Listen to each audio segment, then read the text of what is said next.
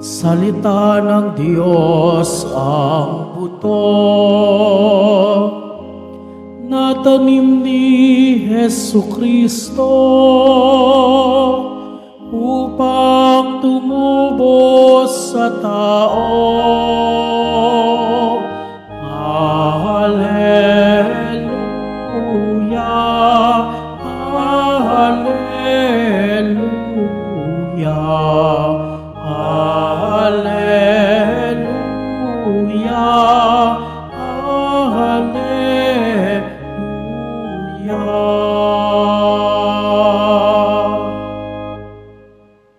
Sumainyo ang Panginoon. At sumaiyo rin. Ang mabuting balita ng Panginoon ayon kay San Marcos. Papuri sa iyo, Panginoon. Noong panahon yon, muling nagturo si Jesus sa tabi ng lawa ng Galilea. Pinagkalipumpunan siya ng napakaraming tao, kaya't lumulan siya sa isang bangkang nasa tubig at doon naupo. Ang karamihan na may nasa dalampasigan na sa gilid ng tubig. At sila'y tinuruan niya ng maraming bagay sa pamagitan ng talinghaga. Ganito ang sabi niya, "Pakinggan ninyo, may isang magsasaka na lumabas upang maghasik.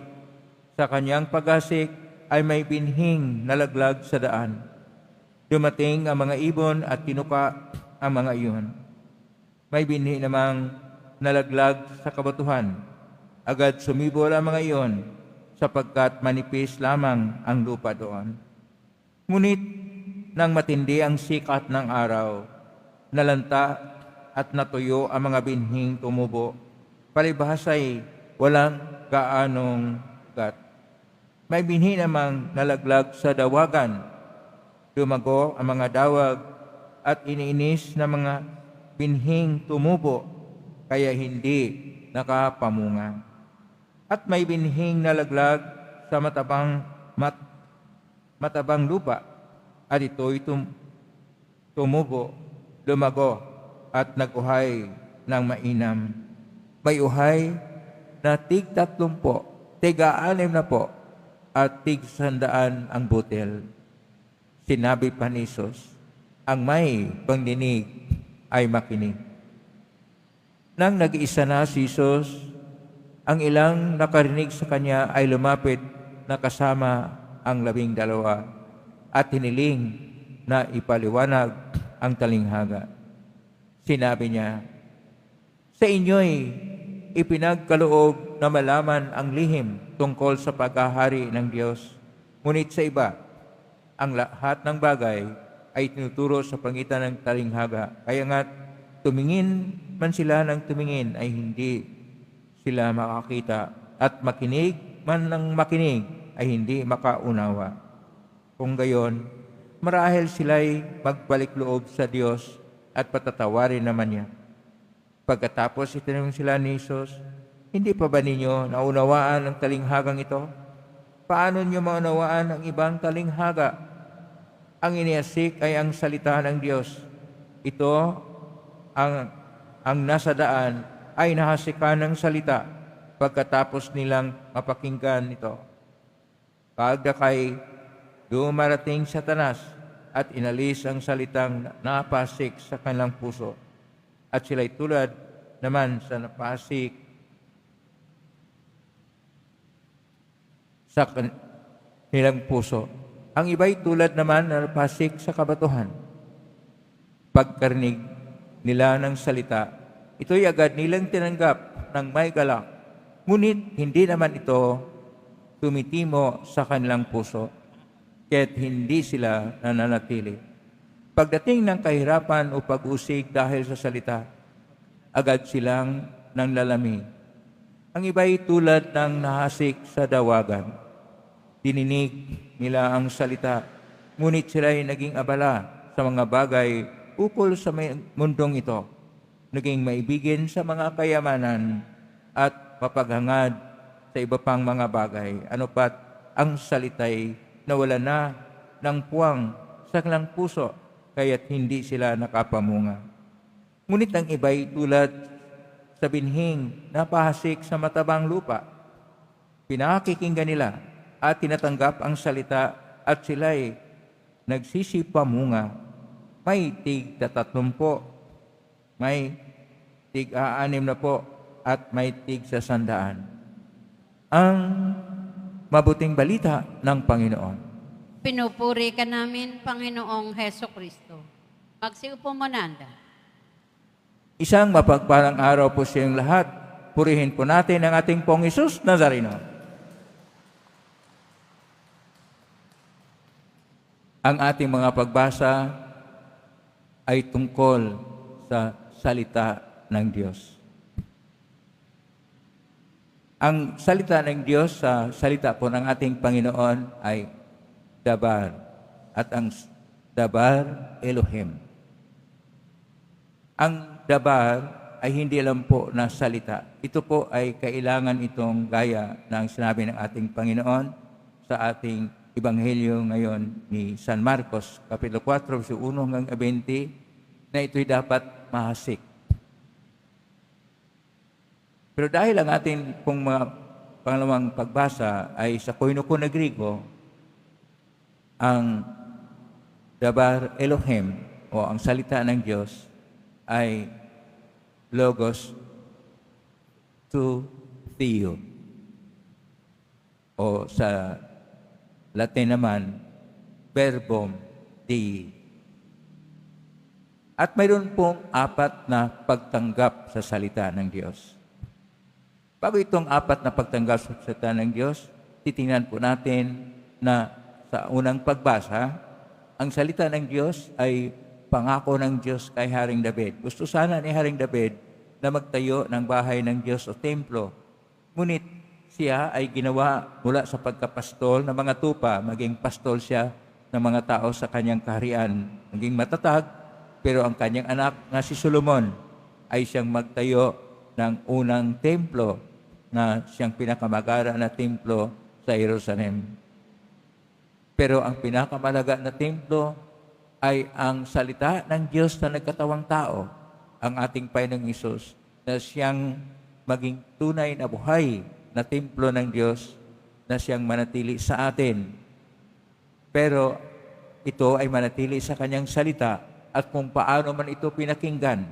Ang pagkinig ng salita ay kinakailangan na una, atin pong na pakinggan sa ating Ebanghelyo ni San Marcos, Kapitulo 4, verso 1 at sumusunod, na napakaraming tao nga ang pumupunta at nakikinig sa ating Panginoon. Pero dahil wala pong sound system noon, ang ginawa ng Panginoon dahil doon sa lawa, sumakay siya ng bangka at yung hangin mula sa lawa ay papunta sa dalampasigan. Ang mga tao na nakikinig sa ating Panginoon ay makarinig sa lahat ng kanyang sinasabi. Pero makarinig man sila, hindi po lahat tumimo na parihas. Mayroon pong 4 na klaseng tao. Ang unang tao ay tinatawag na may matigas na puso. Dahil sa katigasan ng kanyang puso, para siyang tumanggap ng salita ng Diyos na ang butil nito ay nasa daan, kaya matigang, at ito ay mawala sa kanya. Ang ibang klaseng puso sa pagtanggap sa salita ng Diyos ay gaya ng may kabatuhan. Tumubo nga kaagad at masaya siya na nakatanggap ng salita ng Diyos, pero dahil sa mga bato na siyang mga iba't ibang mga alalahanin sa buhay, mga pagsubok sa buhay, kaya pagdating ng malaking pagsubok sa buhay, nang lamig siya at nawala sa kanya ang salita ng Diyos. At ang pangatlong tipo ng puso ng tao ay may dawagan. Dawagan, dahil iniinis ng dawagan. Ano po itong dawagan? Yung bang mga hinahangad o ambisyon ng tao na naghangad ng kayamanan, kapangyarihan, katanyagan, o dili kaya yung mapusok na paghahangad ng iba't ibang bagay na siya ay nagkasala. At dahil dito sa mga dawagan, iniinis ang kanyang puso at hindi nagbubunga ang salita ng Diyos sa kanyang puso. Kaya hindi siya naging tunay na Kristiyano. Ang pang-apat na klase ng puso ay may mataba, parang mataba na lupa, na siyang tumanggap ng butil ng salita ng Diyos. At dahil ito ay mataba, ito ay tumubo. At hindi lang tumubo, nagkauhay. Pero mayroon pa rin 3 klaseng pagkauhay. Ibig sabihin, 3 klaseng paglilingkod sa Diyos. Mayroong 30% lang, mayroong 60%, at mayroong 100% na buong buo para sa Panginoon. Kaya tingnan po natin ang buhay natin. Paano ba tayo maging 100% sa Panginoon? Ang 100% sa Panginoon, hindi naman na dito lang kayo lagi sa simbahan. Ang ibig sabihin po ng 100% para sa Panginoon, na kahit saan man kayo, 24 oras, 7 araw sa isang linggo, ang puso ninyo ay para sa Panginoon. Kung kayo ay nasa pamilya, mangunguna ang Panginoon.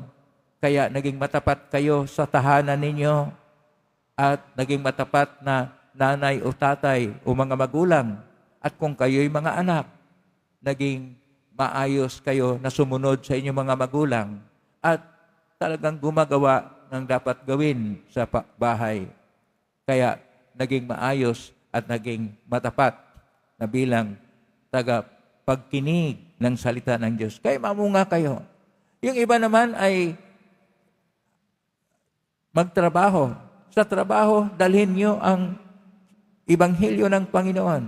At kung dinala nyo doon ang Ebanghelyo ng Panginoon, ang inyong ginagawa ay may pag-ibig at pagmamahal. O dili kaya saan man kayo pupunta, sa sakahan man, o dili kaya sa dagat, o dili kaya sa mga pagawaan o mga opisina o pupunta kayo sa pangalakal, lahat po ng inyong ginagawa kapag kadala niyo ang Diyos, mamumunga kayo at ang may mga malaking ambisyon ay hindi talaga makapamungas ng buhay. Yung pong gustong magpahayag na 100% sila sa Panginoon, pumalakpak nga ng malakas upang tayo ay para sa Panginoon at ang Panginoon ay siyang sentro ng ating buhay. At dahil dito, siya ang tunay na mamumuno sa ating mga puso. Siya ang Diyos ng ating mga puso. Kaya huwag kayong magtulog-tulugan kasi baka ang salita ng Diyos ay kinukuha ni Satanas. Kailangan kayong maging gising. Kailangan kayong maging mulat.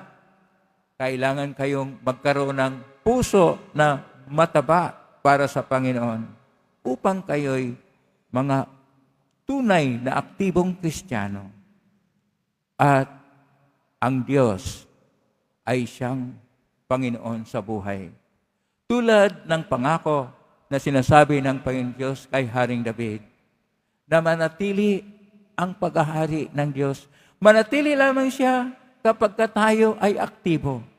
Kapag tayo ay gumagawa ng mabuti, kapag tayo ay nasa buhay na matuwid, kapag tayo ay nagsasaksi sa Panginoon, pumalakpak ang lahat na siyang nagbigay ng pagsasaksi ng Diyos lang, number 1 sa buhay, at ang kanyang salita ay isinasabuhay natin. At dahil dito, ang Diyos ay tunay na Panginoon sa bawat puso natin at mamunga tayo para sa paghahari ng Diyos. Amen? Purihin natin ang Diyos.